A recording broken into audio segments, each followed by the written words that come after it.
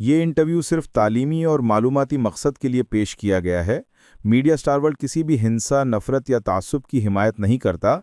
यहाँ पेश किए गए ख्यालात मेहमान के अपने हैं। चैनल उनसे ज़रूरी नहीं कि इत्तेफाक रखे। हेलो, नमस्कार, आदाब, सत श्री अकाल और अस्सलाम वालेकुम। मैं हूं मोहम्मद अहमद काज़मी, लेकर आया हूं आपका खास पसंदीदा प्रोग्राम फ्राइडे का साउथ एशिया पर नजर सैयद अली मुश्तबा के साथ। सैयद अली मुश्तबा साहब जाने माने राइटर हैं, जर्नलिस्ट हैं और अभी उन्हें संडे को अभी आने वाले 2 दिन में ही पटना में एक बड़ा जर्नलिज्म से मुताल्लिक एजाज मिल रहा है, अवार्ड मिल रहा है। वो चेन्नई में हो या कोलकाता में या पटना में या दिल्ली में आते हैं तो उनकी काफी इज्जत अफजाई होती है। उनका काम जो है वो बहुत अपने आप में एक पहचान है। और अभी पिछले दिनों उन्होंने एक चैनल के साथ हिंदुस्तानी मुसलमानों से मुताल्लिक भी खबरों का एक प्रोग्राम शुरू किया है। उसका मैं कोई ताजा लिंक आपको इस चैनल के साथ भी दे दूंगा। आज जो हम उनसे बात कर रहे हैं वो अफगानिस्तान से काफी कई अहम खबरें हैं, पाकिस्तान से खबरें हैं, बांग्लादेश, नेपाल और भारत से भी कुछ ऐसी खबरें हैं जो पड़ोसी मुल्कों से मुताल्लिक कुछ अहम रिपोर्ट आई है। इन सब पर बात करेंगे, आखिर तक जरूर देखिएगा। वो चेन्नई में रहते हैं लेकिन आजकल वो अपने गांव माने गांव शेखपुरा बिहार में है। वहां रहते हुए भी वो हमारे लिए वक्त निकालते हैं, उसके लिए हम शुक्रगुजार हैं। सैयद अली मुश्तबा साहब, वेलकम है आपका। मीडिया स्टार वर्ल्ड को आप वक्त दे देते हैं, उसके लिए बहुत बहुत शुक्रिया। एडवांस मुबारक हो आपको, आपको अवार्ड मिलने वाला है। क्या कुछ है अफगानिस्तान से, क्या खबरें हैं? जी बहुत बहुत शुक्रिया साहब। मेरे सामीन को मेरा आदाब, सत्य श्री अकाल और अस्सलाम वालेकुम। मैं आज हम लोग अपनी चर्चा जो है वो अफगानिस्तान से शुरू करेंगे और अफगानिस्तान में बिलखुसूस जो है वो अफगानिस्तान और पाकिस्तान के जो कशीदगी चल रहे हैं या जो जो मतलब जो बिगड़ते हुए जो उनके हालात हैं उसके ऊपर हम लोग जो है कई खबरों की चर्चा करेंगे। तो पहली खबर जो है वो ये है कि सिराजुल हक साहब जो पाकिस्तान में जमायत इस्लामी के लीडर हैं और मतलब कोई एक बड़े रहनुमा हैं वहां के, उनका बयान आया है कि ये जो पाकिस्तान और अफगानिस्तान का जो झगड़ा चल रहा है ये अमेरिका के इशारे पे चल रहा है। अमेरिका नहीं चाहता है कि पाकिस्तान और अफगानिस्तान के जो रिश्ते हैं वो बहुत क्लोज हों और वो हर तरह से उसमें रुकावट डालने की कोशिश करता है।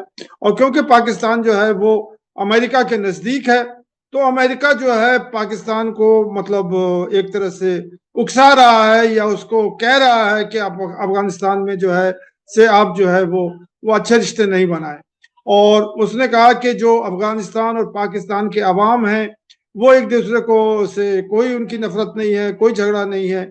और ये अमेरिका के मतलब इशारे पे पाकिस्तान के जो हुक्मरान हैं जो कि मतलब आसिम मुनीर का उन्होंने नाम नहीं लिया है लेकिन इशारा मिलिट्री डिक्टेटरशिप पे है कि मिलिट्री डिक्टेटरशिप जो है वो अमेरिका के मतलब इशारों पे चलता है।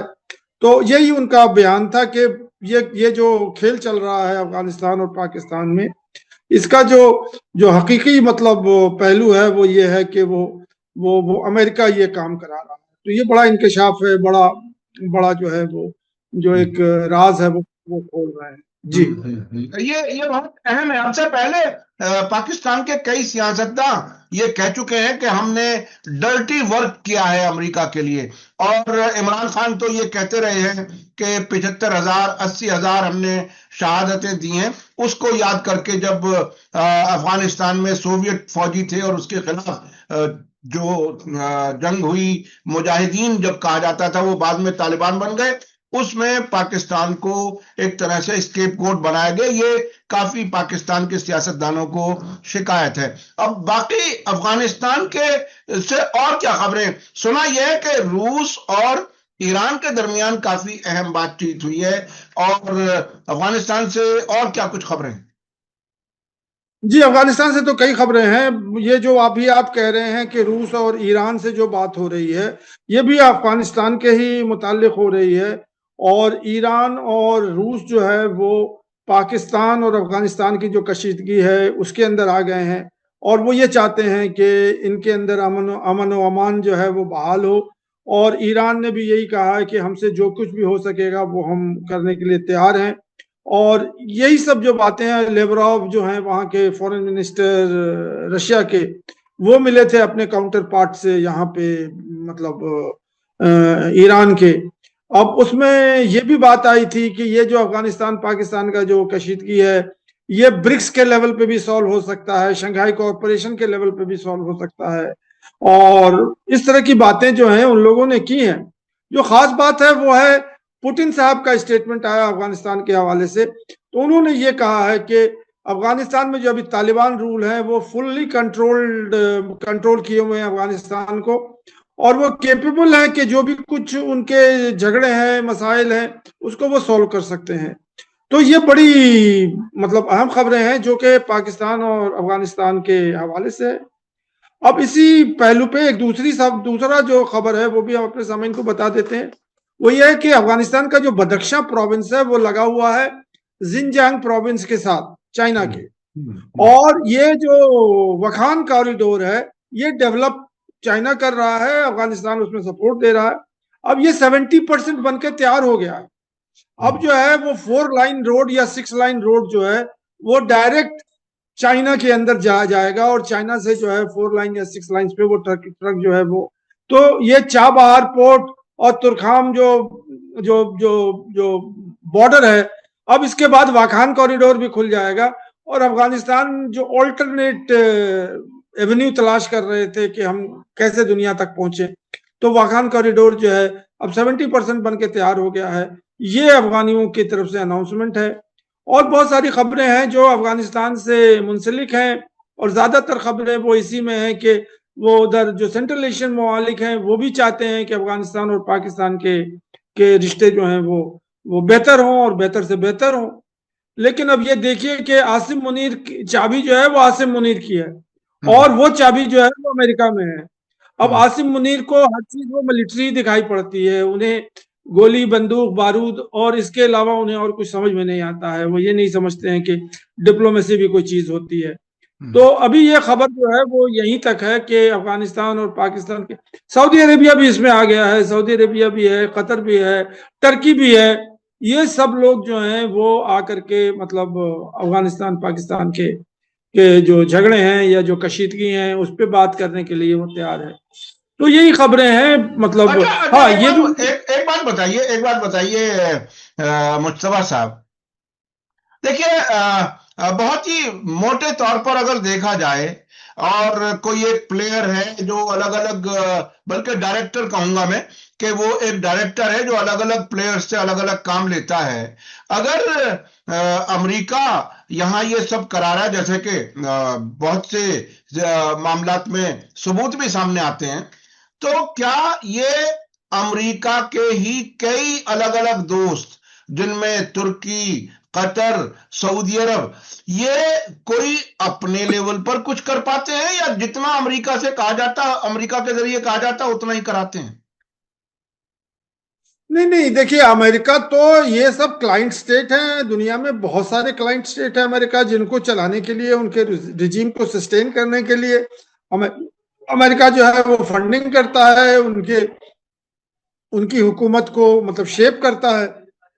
तो कहीं ना कहीं तो ये इंडिपेंडेंट फॉरेन पॉलिसी नहीं है अफगान फॉरेन पॉलिसी जो पाकिस्तान की चल रही है। ये तो खुली मतलब वो है, क्योंकि यहाँ पे मैं पाकिस्तान के साथ नहीं हूँ, यहाँ पे मैं अफगानिस्तान के साथ हूँ, इसलिए कि अफगानिस्तान जो है वो एक टूटा हुआ मुल्क है। मतलब कम से कम नहीं तो 25-30 साल से वो जंग के इस पे दहाने से निकल के अब जो है फिर से रिकंस्ट्रक्शन कर रहा है। वो तो घुटने से रेंगना शुरू किया है उसने।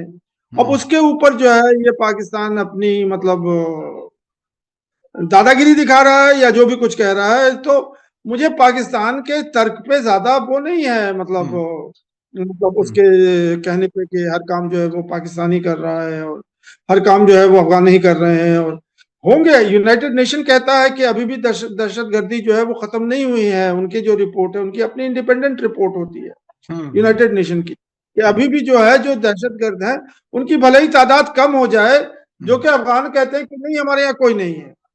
अब बात आ जाती है टीटीपी की, जो कि पाकिस्तान से मुंसलिक है, और वो तहरीक तालिबान पाकिस्तान से मुंसलिक है। अब बात पाकिस्तान और अफगानिस्तान में यही आके फंसती है कि टीटीपी को कौन कंट्रोल करेगा, अफगानिस्तान कंट्रोल करेगा या पाकिस्तान कंट्रोल करेगा। पाकिस्तान का कहना है कि अफगानिस्तान करे, इसलिए कि वो उनकी पनाह पुष्टि कर रहा है। अफगानियों का कहना है कि ये आपका सरदर्द है, आप इसको संभालिए। तो ये झगड़े जो हैं, ये तो मतलब इसका कोई हासिल नहीं है। हाँ, हम और आप चर्चा कर रहे हैं। ये असल में सरकारें सरकारें अपनी पसंद से कुछ लोगों को दहशतगर्दी की तरफ ले तो चले जाती हैं, लेकिन बाद में उनका कंट्रोल नहीं रहता, ऐसा कुछ लोगों का कहना है। यही यही हालात जब मुजाहिदीन से तालिबान बने उनके बारे में कहा गया, अलकायदा के बारे में कहा गया, और इन सब के ताल्लुक जो है वो अमेरिका से, वॉशिंगटन से रहे हैं। ये बहुत बार साबित हुआ है। अच्छा, अब मैं थोड़ा चलना चाहता हूं पाकिस्तान की तरफ। पाकिस्तान से क्या कुछ अहम खबर है? इमरान खान के साथ क्या हो रहा है? उसके अलावा वहां आईएसआई जो उनकी खुफिया एजेंसी, उसके सरबराह रह चुके, उनको जेल हुई है। क्या क्या हो रहा है पाकिस्तान में? नहीं नहीं, वो तो है ही है, वो तो नॉर्मल है। मैं पहले उनको मौलाना फजल रहमान की बात कर लेता हूँ। जी जी जी वो जी यूनिक मतलब साउथ एशिया में जो कि वो रंगीन पगड़ी बांधते हैं। जी जी जी। उनका जो ट्रेडमार्क है, वो काला साफा नहीं बांधते हैं, ना ही वो हाँ हरा साफा बांधते हैं। हाँ उनकी पगड़ी जो होती है वो पीली होती है, और उस पे कुछ लाल, हाँ, मतलब लाल प्रिंट रंग होता का है। निशान हाँ प्रिंट होता है। जी। हाँ तो वो अकेले जो है वो इसी तरह से, मतलब वो लगता है कि कोई रेशमी मतलब हाँ कपड़ा बांध करके वो साफा बनाए हुए हैं। तो हाँ उन्होंने अपनी एक आइडेंटिटी बनाई है फजलुर रहमान साहब ने, उसी लिबास में। अब आ हाँ जाइए, यहाँ पे जो बात हो रही थी हमारी अफगानिस्तान और पाकिस्तान की, तो उनका कराची से स्टेटमेंट आया है कि हम जो है मौलाना लोगों को, उलमाए दीन लोगों को, और इस तरह के जो भी रिलीजियस और धार्मिक जो लोग हैं, उनको हम संगठित कर रहे हैं, और अफगानिस्तान और पाकिस्तान में जो कशीदगी है उसको हम सॉल्व कर रहे हैं। तो ये बात जो है, ये बड़ी बात है, क्योंकि अब जो है वो मतलब मिलिट्री जनरल और सियासतदानों से निकल के अब ये उलमाओं पे बात आ गई है कि किस तरह से जो है। और पाकिस्तान का एक डिमांड भी ये था कि जो मौलाना लोग हैं अफगानिस्तान में, वो ये फतवा दें कि पाकिस्तान पे वो धमधमाके ना करें, अटैक ना करें, और वो हमारे मतलब एक ही मजहब के रहने वाले हैं, एक ही अल्लाह को मानने वाले हैं, और सारी सारी चीजें। तो फजलुर रहमान ने इसमें पहल की है, जो कि एक खास मतलब नतीजे के लिए है कि अफगानिस्तान और पाकिस्तान में ये जो कशीदगी है वो कम हो जाए। अब ये होगी कि नहीं होगी, जैसे वक्त आएगा तो बताएंगे। अब आ जाइए वो फैज हमीद के बारे में। तो फैज हमीद के बारे में तो हम बता ही चुके थे कि वो मिलिट्री जनरल थे। एक टाइम में वो आईएसआई के चीफ थे। एक टाइम में जो है वो जो है रन कर रहे थे आसिम मुनीर के साथ, मतलब chief of the army staff या जो भी कुछ है वो। अगर और इमरान खान जो है उनको सपोर्ट कर रहे थे। मतलब ये भी आप समझ लीजिए कि इमरान खान जो है वो आसिम मुनीर को नहीं बनाना चाह रहे थे, बल्कि बनाना चाह रहे थे हामिद मीर साहब को। अब हामिद मीर का किस्सा ये है कि ये करप्शन में, ये मिलिट्री जनरल का तो यही हाल है वहां पे पाकिस्तान में। अगर आप उठा के देख लें तो जावेद बाजवा थे और कौन कौन लोग थे। अभी बिल्कुल ताजी खबर यह है कि वो मिर्जा शमशाद करके जो भी बांग्लादेश गए थे, मतलब 18 दिसंबर को उनका वो हो गया था। उन्होंने कैनेडियन सिटीजनशिप ले ली है, और जब यहां से जा रहे थे तो सारे पैसे उन्होंने ट्रांसफर कर लिए हैं वहां कनाडा में, और सारा लूट लाट के जो है जो भी। तो ये जनरलों का तो मामला ही है। तो अब ये जनरल जो आसिफ ये जावेद मीर है, ये फंस गए करप्शन केस में। और क्योंकि वो आसिम मुनीर के डायरेक्ट कंटेस्टेंट थे, तो उनको 14 साल की सजा हो गई। अब बात यही है कि वो 14 साल की सजा के लिए अब वो जेल चले गए। अब वो जेल से निकलेंगे कि नहीं निकलेंगे, क्या होगा नहीं होगा, इसकी इसकी हमें कोई मतलब आगे पे नहीं है। अब आ जाइए इमरान खान के ऊपर। तो इमरान खान का किस्सा ये है कि वो बने हुए हैं जेल के अंदर, और उनके जो जो सपोर्टर्स हैं उनमें सबसे आगे सरफहरिस्त उनकी बहन है हलीमा खान, और उनकी दूसरी बहन है नौरीन खान। ये लोग जो है वो प्रोटेस्ट कर रही हैं अडियाला जेल पे। और खास बात एक चीज इसी में और आ गया कि आमिर इमरान खान के दो बेटे सुलेमान और कासिम, ये अब लंदन से बैठ करके मतलब वो स्टेटमेंट दे रहे हैं कि वो हमारे फादर का जो सेल है वो डेथ सेल है, और उसमें कोई भी फैसिलिटी नहीं है, और उनको जो है टॉर्चर किया जा रहा है, और जो उनका सेल रखा गया है वो इनह्यूमन है। इस तरह के वीडियोस जो हैं वो बीबीसी को इंटरव्यू दे रहे हैं सुलेमान और कासिम। और यहाँ जो है उनकी बहनें और उनके जो सपोर्टर हैं वो अडियाला जेल पे जो है वक्तन फवक्तन आ जाती हैं, धरना देती हैं, जिसपे कैनन लगाया गया है, वाटर कैनन उनके ऊपर लगाया गया है। अब कुछ लोग जो एलिगेशन वाले हैं कि उसके अंदर केमिकल मिला दिया गया है पानी के साथ, ताकि आपके जिस्म पर जब वो पड़े तो आपको खुजली होने लगे। तो ये सब खबरें चल रही हैं। वहां पे इमरान खान बने हुए हैं जेल के अंदर। जेल वालों ने ये कहा कि वो बिल्कुल सेहतयाब हैं और बिल्कुल वर्जिश वर्जिश वगैरह करते हैं वो, और उनको जो है पूरी आज़ादी है। वो ऐसा नहीं है कि वो जेल में के अंदर जो है सॉलिटरी कंफाइनमेंट में बंद है। उनको निकलने के लिए, टहलने के लिए उनको मतलब आज़ादी है जी। अच्छा, कुछ महीने पहले ऐसी कुछ खबरें थी इमरान खान के सिलसिले में कि अमेरिका से कुछ नुमाइंदे आए थे, उनसे मिले थे। ऐसे इशारे आने लगे थे कि शायद अब अमेरिका चाहता है कि इमरान खान को जेल से बाहर निकलवा दे। तो क्या वो बात ठंडी पड़ गई, कहीं कोई आगे नहीं बढ़ी, क्या हुआ वो? देखिए, अमेरिका का जो मुफाद है वो आसिम मुनीर सर्व कर रहे हैं। इमरान खान अगर कंप्रोमाइज कर लें तो कल वो जेल से बाहर निकल जाएंगे।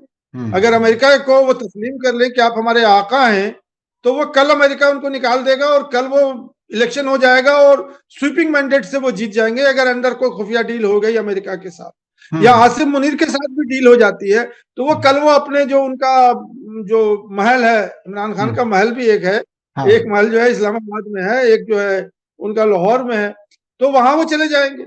वो जो दूसरी उनकी जो बेगम है वो भी मतलब आजाद हो जाएंगे। लेकिन इमरान खान का जो मिजाज है वो ये कह रहे हैं कि हम तो झुकेंगे नहीं, टूट जाएंगे। अमेरिका का मैटर ये है कि अमेरिका के को इमरान खान सूट नहीं करते हैं उनके मुफाद के लिए, और वो डेमोक्रेसी वगैरह तो खेल है, कहीं बादशाह चलाते हैं, कहीं वो अमेरिका जो है वो डिक्टेटरशिप चलाता है, कहीं वो मिलिट्री जनरल से काम करता है, कहीं वो डेमोक्रेटिक रूल से काम करता है। तो अभी जो अमेरिका का मुफाद जो है वो आसिम मुनीर सर्व कर रहे हैं, और आसिम मुनीर का जो मुफाद है वो शहबाज शरीफ सर्व कर रहे हैं। अब शहबाज शरीफ हट जाएंगे तो कोई और डेमोक्रेटिक गवर्नमेंट आ जाएगी।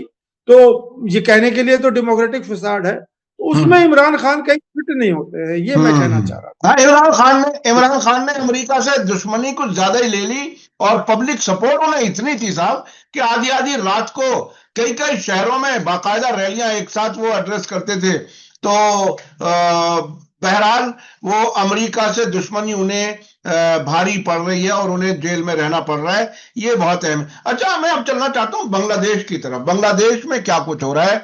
चीन, बांग्लादेश, पाकिस्तान मिलकर के एक तरह से इंडिया के खिलाफ माहौल बना रहे हैं। इधर शशि थरूर ने भी कोई बात इस तरह की है।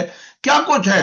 भारत जो है वो इस इलाके में, अपने मोहल्ले में, अपने पड़ोस में, अंग्रेजी में कहते हैं अपने बैकयार्ड में, कमजोर होता जा रहा है। क्या हो रहा है?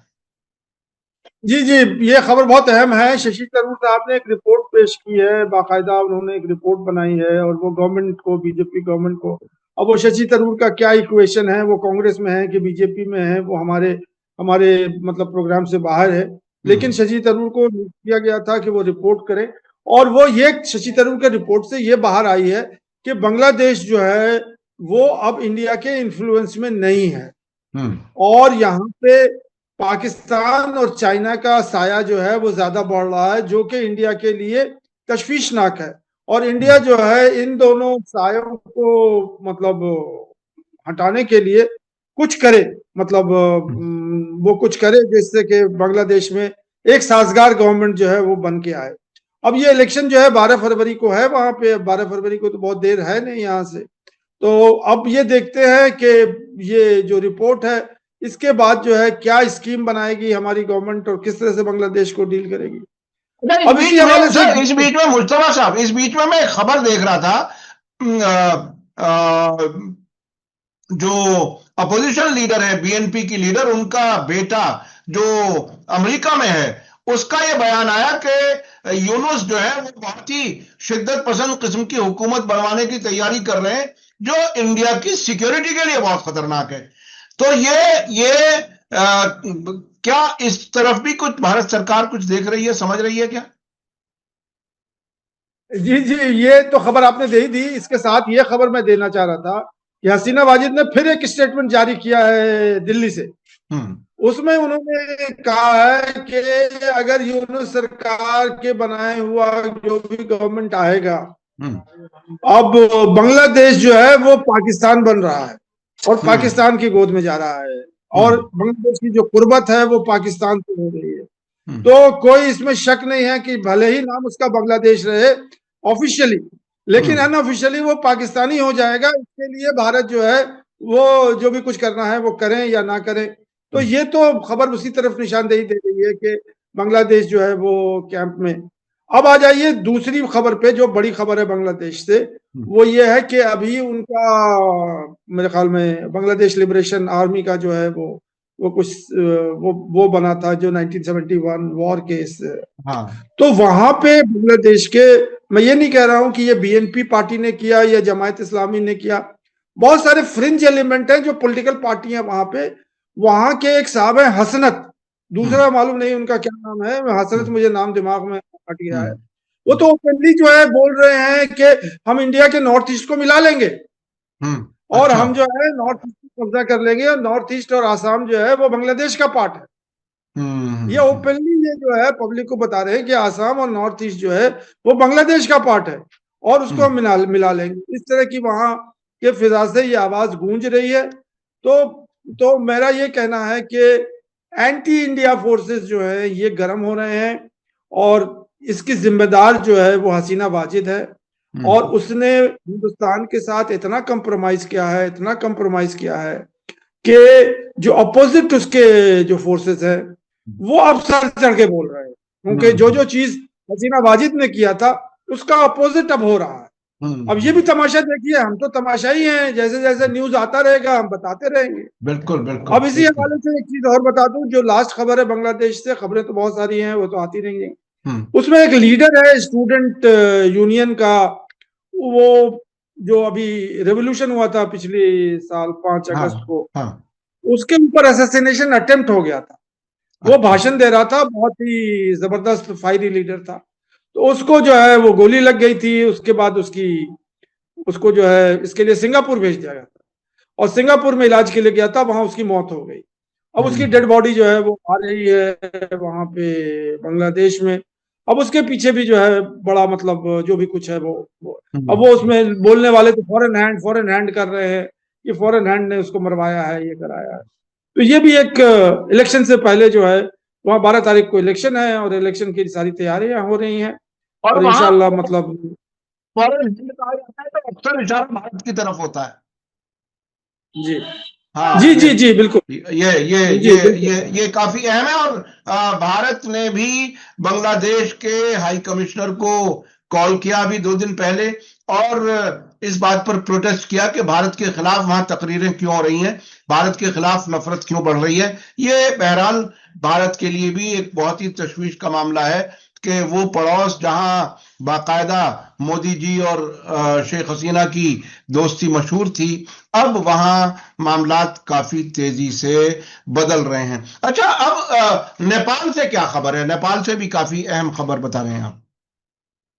जी, नेपाल से खबर यह है कि केपी शर्मा ओली, जिनका तख्ता उलट दिया गया था वो स्टूडेंट रेवोल्यूशन पे और जनरेशन जी वगैरह, वो फिर से बने हुए हैं सियासत में। और जो उनकी पार्टी थी कम्युनिस्ट पार्टी, CPML क्या है नाम है, कम्युनिस्ट पार्टी है, उसके वो फिर से प्रेसिडेंट मुकर्रर किए गए हैं अपनी इनर पार्टी डेमोक्रेसी के बाद।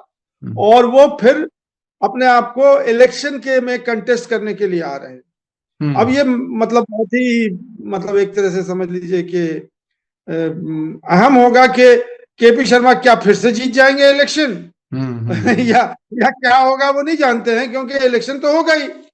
अब उसमें केपी शर्मा को अभी तक तो डिबार नहीं किया गया है।